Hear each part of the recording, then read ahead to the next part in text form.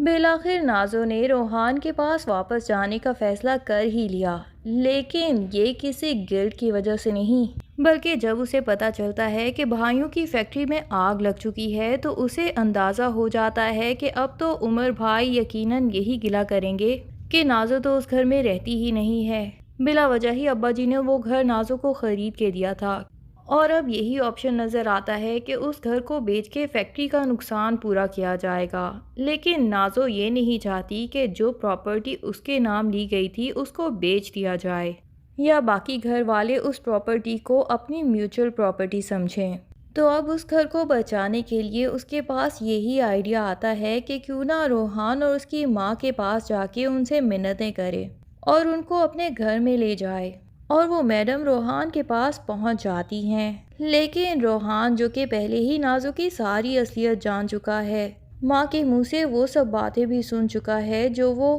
روحان کو بتانا نہیں چاہتی تھیں، اب تو روحان نے ماں کی قسم بھی توڑ دی ہے اور ماں سے صاف ہی کہہ دیا ہے کہ اب آپ مجھے نازو سے رشتہ رکھنے میں بالکل فورس نہیں کریں گی۔ اور پھر جیسے نازو ان کے پاس آئے گی اور بجائے اپنی غلطیوں کی معافی مانگنے کے الٹا حکم صادر کر دے گی کہ فوراً سے پہلے میرے ساتھ میرے گھر میں چلو، ورنہ پھر تمہاری بہن ابرش بھی اس گھر میں واپس پھینک دی جائے گی۔ لیکن راہم تو ایک دن پہلے ہی روحان کو بتا کے گیا ہے کہ کچھ بھی فیصلہ ہو نازو اور روحان کا، وہ ابرش کو کبھی بھی نہیں چھوڑے گا۔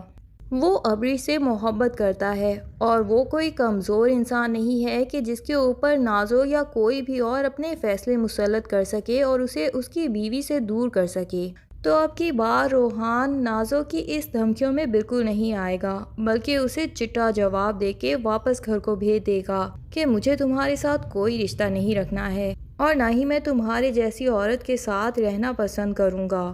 جاؤ جا کے اپنے انہی بھائیوں کے گھر میں رہو جہاں پہ ساری زندگی تم زہر پھیلاتی آئی ہو۔ اس زہر آلود گھر میں بالآخر تمہاری سانسیں بھی دم توڑنے لگیں گی۔ نازو وہاں سے تو غصے میں واپس آ جاتی ہے، اور گھر آ کے جب دیکھتی ہے کہ راہم اور ابرش اس کی ماں کے پاس بیٹھے ہیں تو اسے بہت ہی شدید غصہ آتا ہے اس ابرش پہ کہ ایک طرف اس کا بھائی مجھے بلا وجہ کے نخرے دکھاتا جا رہا ہے، اور دوسری طرف یہ ہمارے گھر میں میرے بھائی کے ساتھ عیاشی کی زندگی گزار رہی ہے۔ نازو بغیر کسی کو کچھ کہے ابرش کے اوپر حملہ کر دے گی اور اسے کہے گی کہ تم خود کو سمجھتی کیا ہو، میں تمہیں اس گھر سے نکال باہر پھینکوں گی، اور اسے بازو سے پکڑ کے گھسیٹ کے وہاں سے نکالنے کی کوشش کرتی ہے۔ لیکن راہم اس دفعہ نازو کو یہ حرکت کرنے ہی نہیں دے گا۔ راہم بھی اور نازو کی ماں بھی اب تو اپنا ضبط کھو بیٹھیں گے اور نازو کے اوپر برس پڑیں گے۔ نازو کی ماں، جو کہ پہلے ہی نازو کو کہہ چکی تھی کہ جتنا زہر تم نے بھائیوں کی زندگی میں پھیلا دیا ہے اس کی وجہ سے اس گھر میں سناٹا چھا گیا ہے، تم مہربانی کر کے یہاں سے چلی جاؤ تاکہ اس گھر کی رونقیں بھی واپس آ سکیں۔ اب کی بار وہ نازو کو اپنے گھر کے سکون کو تباہ کرنے نہیں دے گی، اور یقیناً زوردار چانٹا نازو کے منہ پہ اب اس کی ماں کے ہاتھ سے ہی آنے والا ہے۔ لگا تھا کہ آخری قسط تک نازو سدھر جائے گی، لیکن شاید نازو کے سدھرنے کے چانسز دکھائی نہیں دے رہے۔